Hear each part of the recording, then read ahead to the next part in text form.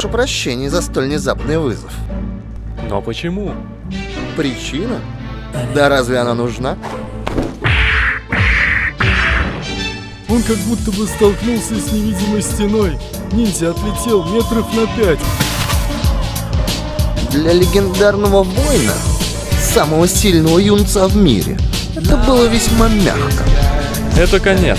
Вы начали это, но я ответил не калеча вас. В следующий раз такого может не случиться. Так кто ж хочет, чтобы ты сдерживался?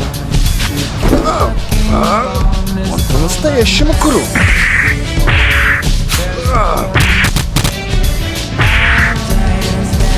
Мистер Чихару, зачем? Почему именно сейчас вы хотите со мной сразиться? Я видел это собственными глазами, когда ниндзя напал 3-й раз. Нормально выглядящий юноша просто принял удар, не сопротивляясь.